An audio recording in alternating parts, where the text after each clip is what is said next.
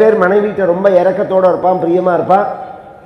அவன் காரியம் ஆகணுங்கிறதுக்காக உனக்கு நான் தண்ணி பிடிச்சி கொண்டு தரேன், உனக்கு கறிக்காய் நறுக்கி தரேன், நான் உனக்கு நீ ஏந்து காப்பி போட்டு தரேன். ஏன்னா அவன்கிட்ட அவள் பிரியமாக இருக்கணும் அப்படிங்கிறதுக்காக. இதே வயசாகிடுச்சுன்னா திரும்பியே பார்க்க மாட்டான்.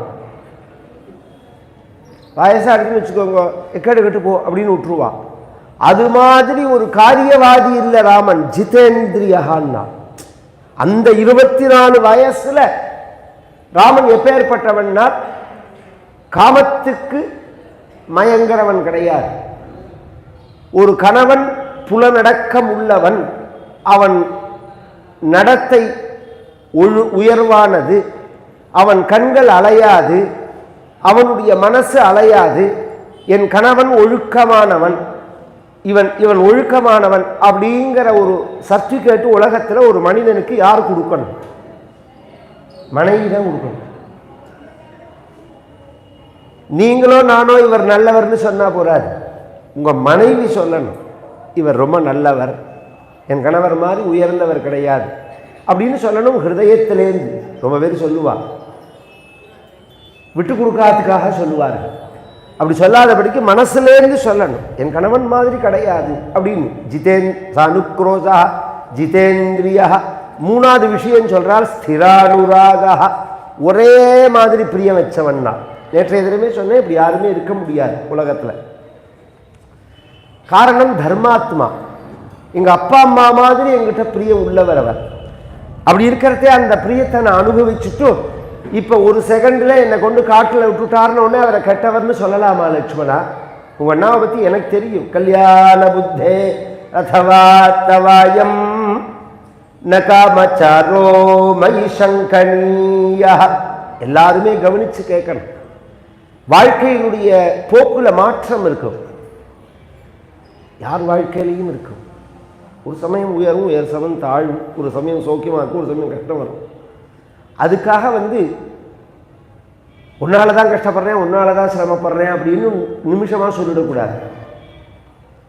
சீதை சொல்றால், எங்கிட்ட பிரியம் உள்ள ராமர் தான் இப்போ என்னை கொண்டு காட்டில் விட்டார்னா அவர் மேலே நான் குறை சொல்ல மாட்டேன். மமைவ ஜன்மாந்தர பாத்தகான விபாக விஸ்பூர்ஜ துர பிரசஹ்யா. முன்பிறவியில நாம் பண்ணின பாவங்கிறான். சீதைக்கு ஏது முன்பிறவி? மகாலட்சுமி இல்லையா? அப்படி இருக்கிறதே அவள் சொன்னாலே அப்படின்னா நமக்கு புரியணும் அப்படிங்கிறதுக்காக இப்படி லட்சுமணன் விட்டுட்டு வீட்டுக்கு போறான். கதவை தட்டுறான் ராமருடைய ரூம்ல. விட்டுட்டேங்கிற விஷயத்தை சொல்லணும் அப்படிங்கிறதுக்காக. யார் அப்படின்னு ராமர் கேட்கிறார். மாதா தாசரதி பிதா ரகுபதி भ्राता भृशं राघवः बंधुर्मे भरताग्रजो भुवि सदा कोदंडपाणिर्गुरुः रामो दैवतमिति अनन्य शरणां नित्यानुरक्तां सती पापोऽयं विपिने विसृज्य भगवन् प्राप्तोऽस्म्यहं लक्ष्मणः. தாசரதி அம்மாவா நினைச்சேன், ரகுபதி அப்பாவா நினைச்சேன், பந்துவ பரதாகிரஜனா நினைச்சேன், கோதண்டபாணிய குருவா நினைச்சேன், ராமன தெய்வமா நினைச்சேன். எனக்கு ராமனை தவிர வேற ஒருத்தருமே தெரியாது லட்சுமணா அப்படின்னு சொன்ன கர்ப்பிணியான பெண்ணான உத்தமியான பதிவிரதையான ஒரு பெண்ணை நடுக்காட்டில் கதற கதற கைவிட்டுட்டு வந்த பாபியான லட்சுமணன் வந்திருக்கேன். யார் வந்திருக்க அப்படின்னு தான் ராமர் கேட்டார். நான் லட்சுமணன் வந்திருக்கேன் அப்படின்னு சொல்லல. இப்படி சொன்ன ஒரு பெண்ணை கருணை இல்லாத இப்படி காட்டில் விட்டுட்டு வந்த பாவி வந்திருக்கேன். சீதை அழகால். பக்கத்தில் தான் வால்மீகியினுடைய ஆசிரமம். காடு நிசப்தமாக இருக்கு. ஒரு குரல், கண்ணீர் விடுற குரல் கேட்ட உடனே வால்மீகி வந்துட்டார். சீதையை அவருக்கு தெரியும். கல்யாணம் முடிஞ்சு போகிறதே சீதையும் ராமரும் பார்த்திருக்கார்கள் வால்மீகியை. மிதிலேருந்து அயோத்தி போகிற வழியில் நமஸ்காரம் பண்ணிட்டு போயிருக்கார்கள். என்னம்மா இங்கே நிற்கிற அப்படின்னு உடனே சீதை உடஞ்சி அழுதா. நீங்கள் சௌக்கியமாக இருப்பேன்னு சொல்லி ஆசீர்வாதம் பண்ணி அனுப்பிச்சேலே இப்படி நான் இந்த காட்டில் கொண்டு விட்டுட்டார்கள் அப்படின்னு ஒன்று என்ன காரணம் இருக்குன்னு கேட்டான். ஏன்னா அவரவர்களுடைய கஷ்டத்துக்கு அவரவர்களுடைய கர்மா தான் காரணம். பொதுவாக காரணங்களை பலதாக சொல்லலாம். காலம் காரணம்னு சொல்லலாம், கர்மா காரணம்னு சொல்லலாம், பக்கத்து வீட்டுக்காரன் எய்த்த வீட்டுக்காரன் காரணம்னு சொல்லலாம், என் புத்தி காரணம் அப்படின்னு சொல்லலாம், இல்லை தெய்வம் காரணம்னு சொல்லலாம். இன்றைக்கி உலகத்தில் பலவிதமாக நாம் சொல்கிறோம். என் கஷ்டத்துக்கு தெய்வம்தான் காரணம்ங்கிறோம், தெய்வம் அப்படி கஷ்டத்தை கொடுத்துருத்தே அப்படிங்கிறோம். இன்னும் சில பேர் என்ன சொல்கிறோம், காலம் என்னை கொண்டு இப்படி கஷ்டத்தில் படுத்தி கொடுத்து அப்படிங்கிறோம். இன்னும் சில பேர் சொல்கிறோம், அவன் என்னை கஷ்டப்படுத்திட்டான் சார், இவனால தான் சார் நான் கஷ்டப்படுறேன், இல்லைன்னா அப்படியே பெருசாக சௌக்கியமாக இருந்திருப்பேன் அப்படின்னு இன்னொருத்தர மேலே குறைய சொல்கிறோம். இப்போ இதில் இன்னொருத்தர சில பேர் சொல்கிறால் என்னோட தலையெழுத்து அப்படிங்கிறான். எது உண்மை இதில் அப்படின்னா, நம்ம கர்மா தெய்வம் பலனை கொடுக்குறது. நீங்கள் பேங்கில் போய் ஒரு காலத்தில் சொல்கிறேன், இப்போ எப்படி இருக்குன்னா டெபாசிட் பண்ணவனை நிறுத்தி வச்சுட்டு கடன் வாங்குறவனை உட்காந்து வச்சு மரியாதை பண்ணுற டைமாக இருக்கு. இப்போ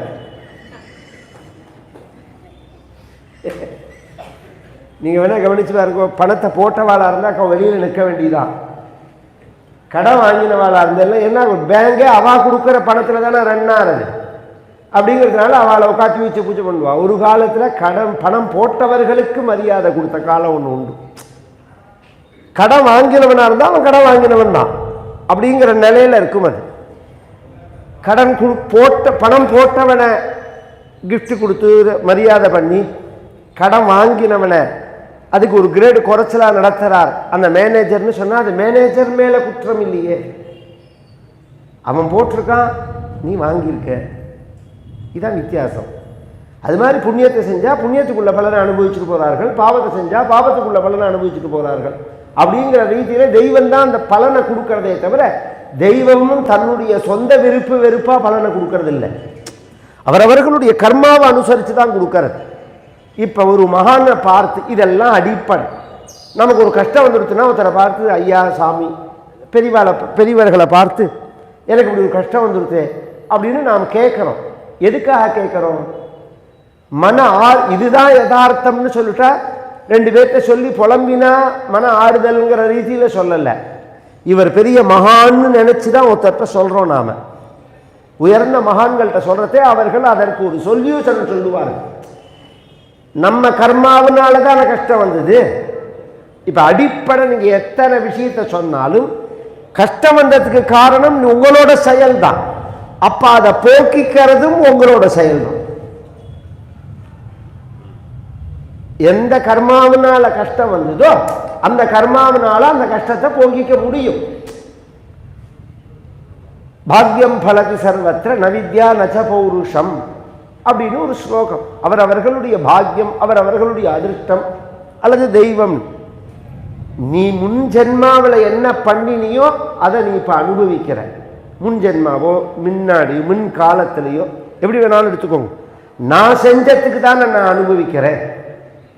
இப்போ நான் சாப்பிட்டுட்டேன், எனக்கு அஜீரணம் ஆயிடுது. நான் சாப்பிட்டதுனால எனக்கு அஜீரணம் ஆயிடுது, வயறு அப்செட் ஆயிடுது. அப்படின்னா அப்போ நான் தான் திருப்பி சாப்பிட்டு அதை சரி பண்ணிக்கணும், இன்னும் பட்டினி கிடக்கணும். அல்லது மருந்துகளை சாப்பிட்டு வயிற்று பிராபலத்தை சரி பண்ணணும். பட்னி கிடக்கிறது உயர்ந்த வைத்தியம். இன்னைக்கு நம்மளால் அது முடியலையே தவிர தப்போ நானசனாத் பரம்னு இந்த வியாதிக்கே இல்லை. சாஸ்திரங்கள்லையே பாவம் போறதுக்கு உயர்ந்த வழி எதுன்னா பட்னி கிடக்கிறது தான். உபவாசம்னு பேர். நம்ம உடம்ப நாமே சுத்தப்படுத்திக்கிறது, ஆகாரங்கள் சாப்பிடாம இருக்கிறது அப்படிங்கிறது தான் நம்ம உடம்ப நம்ம சுத்தப்படுத்துவது. இப்போ அது தவிர பாக்கி எல்லாம் பண்ணலாம். அப்போ சிரார்த்தமாக இருந்தாலும் காப்பியை குடிச்சிட்டு தான் பண்ணுறோம். ஏன்னா அதுக்கு மேலே பட்டி நடந்தால் இவன் கிளம்பிடுவான், அவனுக்கு சிரார்த்தம் அன்னைக்கு அப்படிங்கிற அவனுக்கு அவனோட உடம்பு ஸ்திதி அது மாதிரி இருக்கு.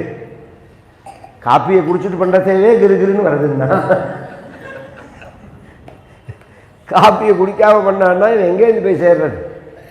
பட்டி கிடக்கிறதெல்லாம் இன்னைக்கு சாத்தியமே கிடையாது. அப்போ எப்படி ஒரு மாத்திரையை வாங்கி சாப்பிட்றோமோ அது மாதிரி ஒரு பரிகாரங்களை பண்ணிட்டு நம்மளுடைய கஷ்டத்தை போக்கிக்கிறோம். மகான்கள்கிட்ட கேட்கறது அந்த பரிகாரம் தான். என் கஷ்டத்தை போக்கிக்கிறதுக்கு எதை பண்ணினா என் கஷ்டம் போகும் அப்படின்னு ரொம்ப பேர் கவனித்து கேட்கணும் இந்த விஷயத்தை. நான் இப்படி கஷ்டப்படுறேனே என்ன காரணம்னு கேட்பா. நான் காரணத்தை சொன்னதுனால அந்த கஷ்டம் போயிடுமா?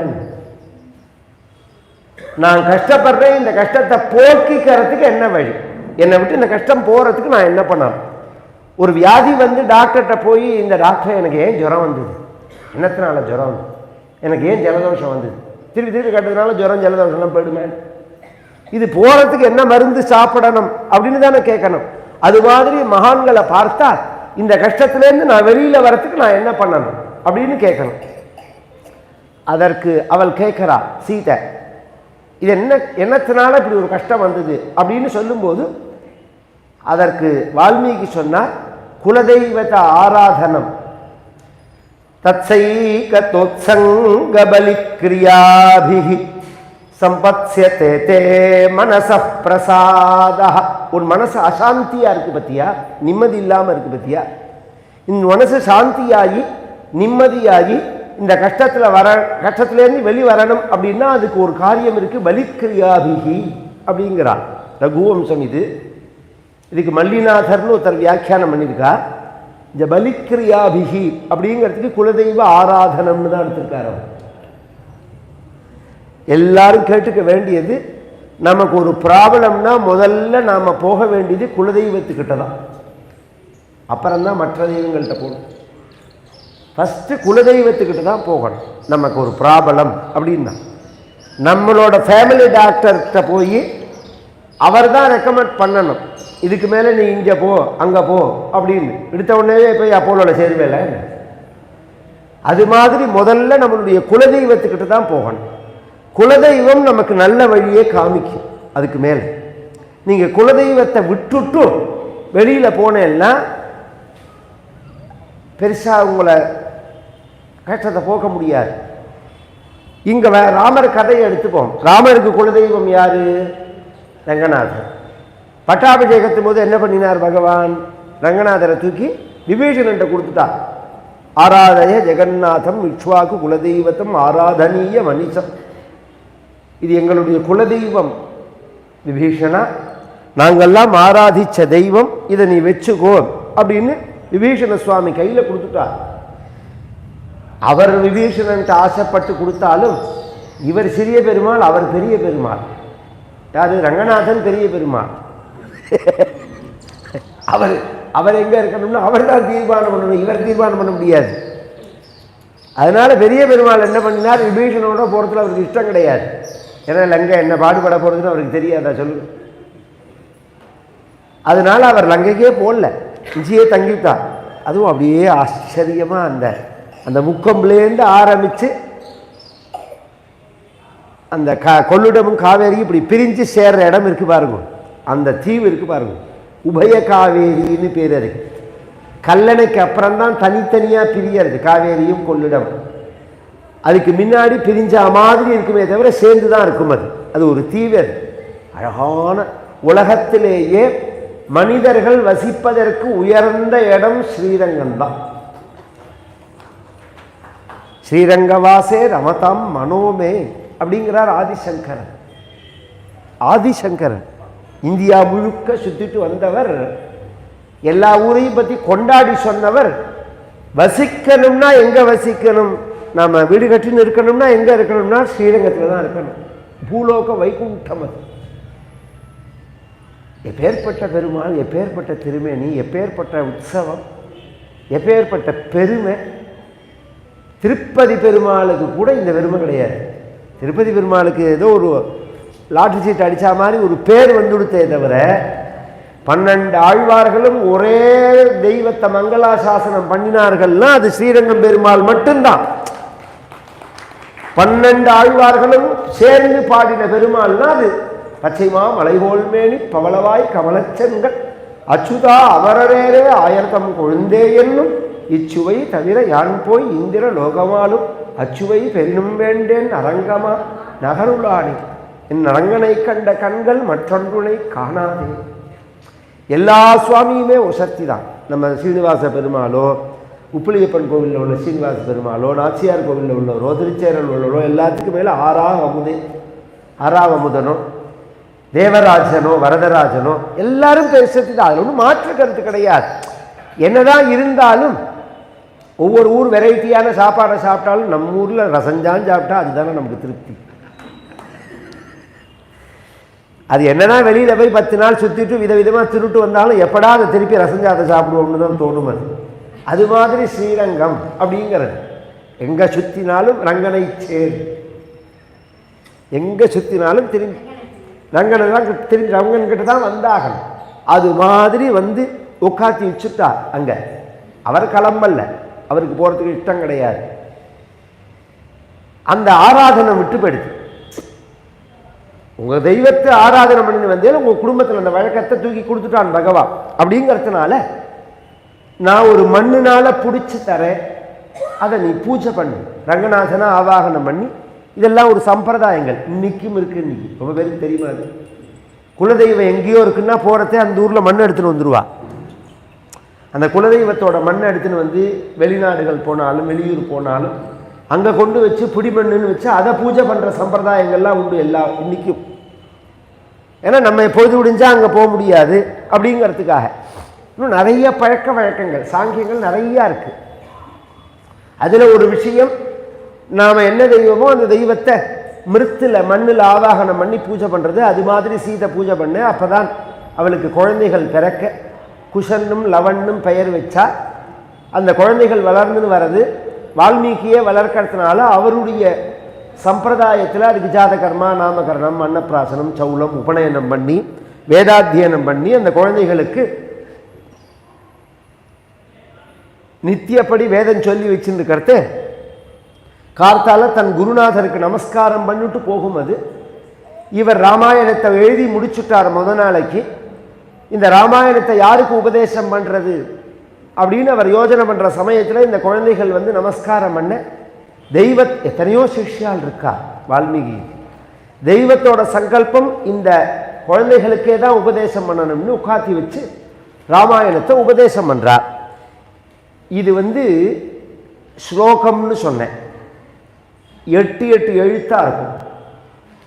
இப்படி எண்ணிக்கையில் எழுத்துகள் இருந்தால் தான் தாளத்தில் வச்சு பாட முடியும். தாளங்கள்லாம் எண்ணிக்கையில் இருக்கு, காலப்பிரமாணத்தில் இருக்கு. ஆதி தாளம்னா 8 அக்ஷரம். 8, 12, 16, 24 அப்படிலாம் வரும். அது தாளம்.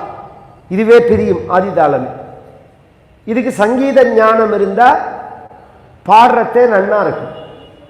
இந்த குசலவர்களுக்கு என்ன ஒரு ஸ்பெஷாலிட்டி அப்படின்னா காந்தர்வ தத்துவஜம், சங்கீதம் தெரியுமா, மியூசிக் தெரியும்.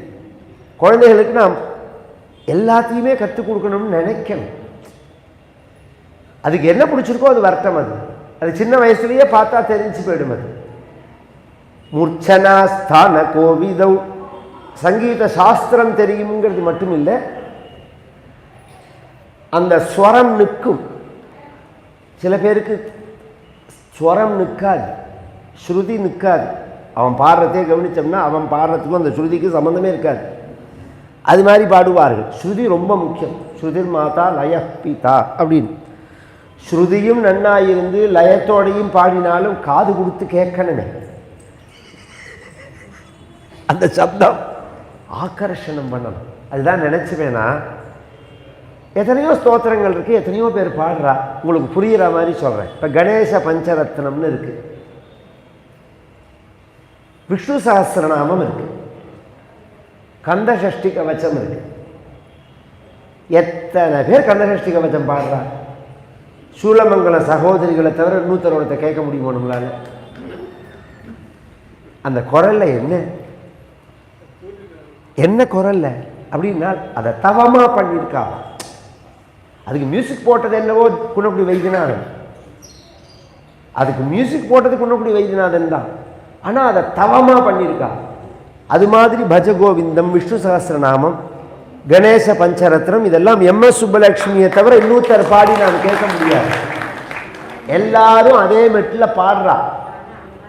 ரங்க பூர விஹாரா அப்படின்னு ஒரு கீர்த்தனம். அப்படி ஆரம்பிக்கிறதேவே இந்த ரங்கநாதனுக்கு கொண்டு முன்னாடி நிறுத்துறா மாதிரி. பாவயாமி ரகுராமம் அப்படின்னு ஒரு கீர்த்தனம். இதெல்லாம் அபூர்வம். அந்த குரல் மதுரஸ்வர பாஷினவு, அந்த குரல் அப்படி ஒரு தெய்வீகமா இருக்கணும். பிம்பாதி ஒத்திதௌ பிம்பௌ, இவர்கள் ரெண்டு பேரும் பார்க்கறதுக்கு எப்படி இருக்காருன்னா ராமன் மாதிரியே இருக்காரு. ராமதேகா ததா பரௌ, ட்வின்ஸ். இவா ரெண்டு பேரும் ரெட்ட குழந்தைகள். ரெட்ட குழந்தைகள் பார்க்கறதுக்கு ஒரே மாதிரி இருப்பா. அப்பா அம்மாக்கே அடையாளம் புரியாது, கன்ஃபியூஷன் ஆகும். அது எல்லாத்துக்கும் மேல ராமன் மாதிரி வேற இருக்கார்கள். ராமனுடைய உடம்புலேருந்து அப்படியே அச்சு எடுத்தா மாதிரி இருக்கு இந்த குழந்தைகளை பார்க்கறதுக்கு. இவர்கள் வேதாத்தியனம் வேற பண்ணியிருக்கார்கள். இவர்களுக்கு அதை சொல்லி வச்ச உடனே சின்ன வயசு பத்தியில, சின்ன வயசுல பாடம் சொல்லணும், சின்ன வயசுல படிக்கணுங்கிறது எதற்குன்னா பைஹார்ட் பண்றது ரொம்ப ஈஸி.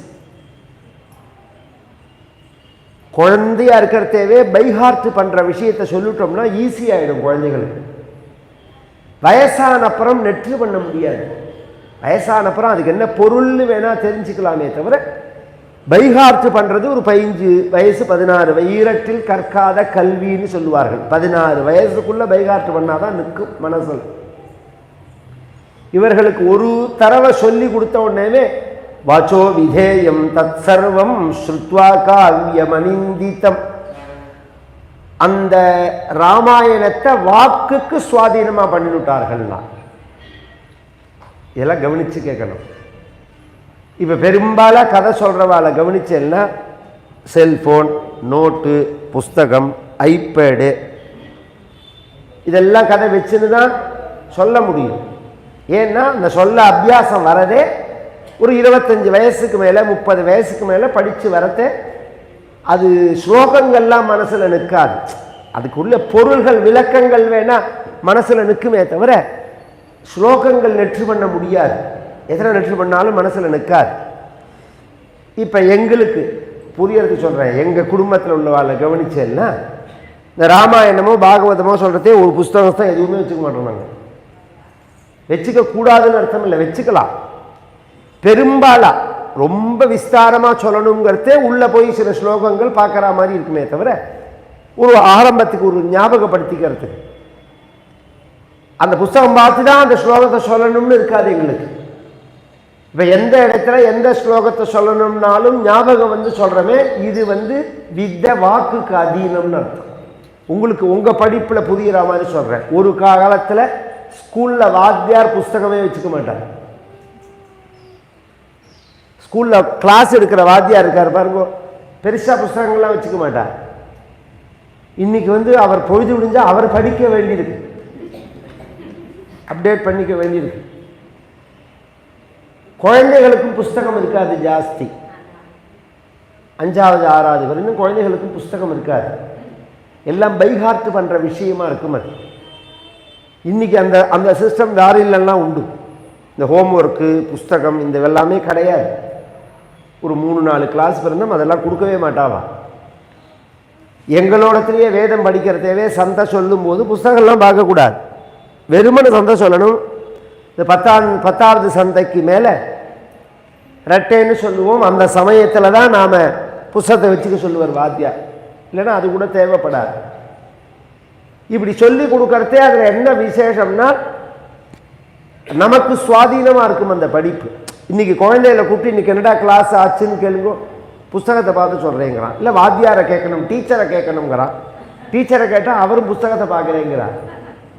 எல்லாருக்குமே இங்க இருக்க வேண்டியதான படிப்பு இதுல இருக்கு. அதுக்கு எவ்வளவு வித்தியாசம். இப்ப இதுல இருக்கிறத இதை ஏத்திக்கிறதுக்கு படிப்பா, இதுல இருக்கிறது இதுலயே இருக்கிறதுக்கு படிப்பா. அது என்ன சொல்ல வருதுங்கிறது புத்தி இல்லைன்னா ஏறணும். அது பாரதிய படிப்பு அப்படிதான். அந்த சிஸ்டமே உதாரணமே 1-2 2 4 3 2 6 அப்படின்னு வாய்ப்பாடு சொல்றோமோ. இன்னைக்கு வாய்ப்பாடு உண்டா ஸ்கூல்ல? ரொம்ப குறைச்சல். குழந்தையில கேட்டு பாருங்க, ஒரு கட்டத்தில் கால்குலேட்டர் தான் வச்சுக்கோ. புத்திக்கே நாம வேலை கொடுக்கறது இல்லை. புத்திக்கு வேலை கொடுக்காததுனால என்ன பிரச்சனைன்னா, இந்த 16 வயசுக்குள்ள எவ்வளோ பைஹார்ட் பண்ற அபியாசம் பண்றீங்களோ அவ்வளோக்கு அவ்வளோ வயசாக வயசாக நினைவு தப்பாம இருக்கும். இப்பயே நீங்க அதை அப்படியே எக்ஸ்டெண்ட் பண்ணிடுறேன், இந்த மூளையை நன்னா விரிவாக்கம் பண்ணி அந்த கனெக்டிவிட்டியை ஏற்படுத்திட்டேன்னா இது ஒரு இது ஒரு ஒரு ட்ரைனிங், இது ஒரு மெத்தேடு. பின்னாடி 80 வயசானாலும் கவனிச்சா அன்னைக்கு நடந்த விஷயம் அவளுக்கு ஞாபகம் இருக்காது.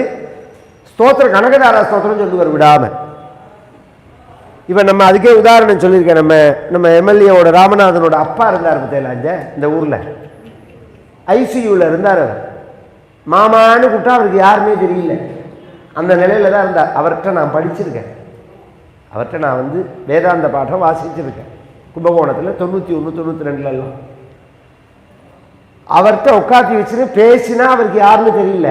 பக்கத்தில் உட்கார்ந்து நம சோமாயச்ச ருத்ராயச்ச நமஸ்தாம்ராயச்ச ருணாயச்ச நம சங்காயச்ச பசுபதயேச்ச அப்படின்னு சொன்னா அவரும் கூட சொல்றார்.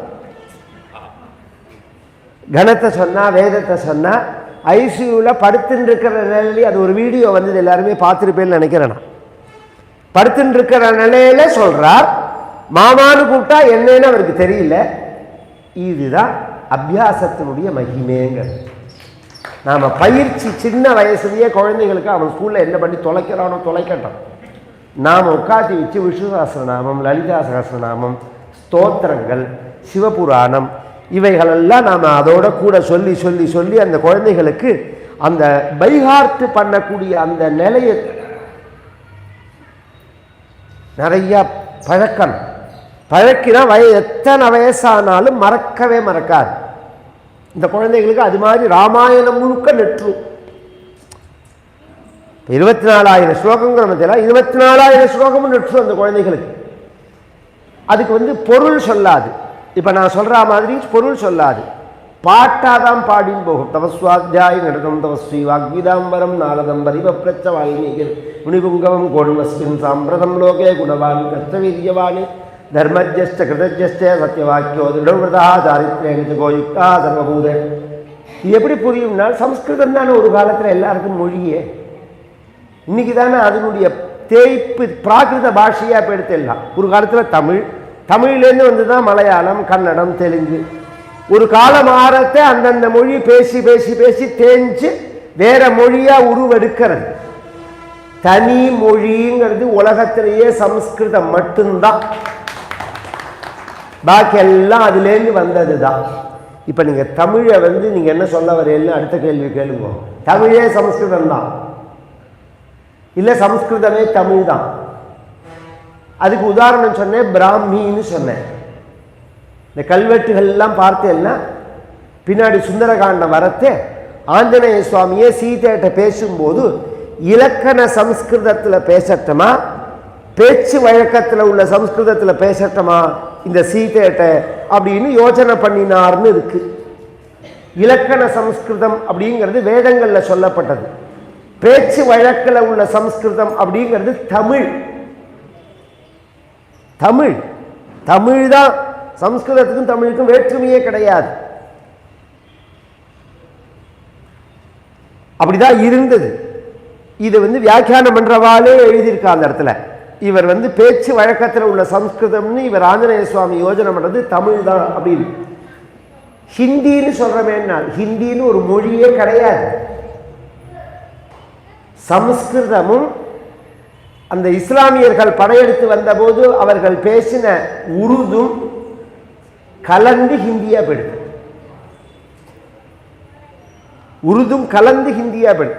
எந்த பிராந்திய மொழி எடுத்தாலும் அது ஆராய்ச்சி பண்றவர்களை கேட்டா சொல்லுவார்கள், இது இத்தனை மலையாளம்ங்கிற ஒரு மொழியே 1100 வருஷத்துக்கு முன்னாடி கிடையாது. மலையாளம் அது சேர தேசம் தானே, நம்ம தமிழ்நாடு தானே. அது திருவஞ்சை கலம்ங்கிற க்ஷேத்திரத்தில் தானே சுந்தரமூர்த்தி நாயனார் கிளம்பி கைலாசத்துக்கு போனார்னு இருக்கு. கொடுங்கலூர் பக்கத்தில் இருக்கு. ஆழ்வார்கள்ல கூட ஒரு ஆழ்வாருக்கு, அந்த குலசேகர ஆழ்வாருக்கு கூட அந்த ஊர் தான். எதுக்கு சொல்றேன்னா இதெல்லாம் நம்ம தேசம்தான், தமிழ்நாடு தான் இதெல்லாம். இந்த மொழி அப்படிங்கிறது ஒரே மொழியா இருந்தது சம்ஸ்கிருதம் இந்தியா முழுக்க. அப்ப பாடும்போதே அவர்களுக்கு அர்த்தம் புரியும். இப்போ நாம் தமிழில் பாடுறேன்னு வச்சுக்கோங்களேன், நம சிவாய வாழ்க நாதந்தால் வாழ்க இமை பொழுதும் என் நெஞ்சில் நீ. இதுக்கு நான் விளக்கம் சொல்லணுமா என்ன? நான் பாடுறதே உங்களுக்கு புரியுறதா இல்லையா? இதுதான் சம்ஸ்கிருதம். இப்படி தான் பாடினார்கள் அவர்கள். குசலவர்கள் கதை சொன்னதே அப்படிதான். அவர்கள் பாட்டுக்கு ஸ்லோகத்தை சொல்லிண்டே போக கேட்கிறவர்களுக்கு அது தெரிஞ்சதுனால அவர்கள் சந்தோஷப்பட்டார்கள்.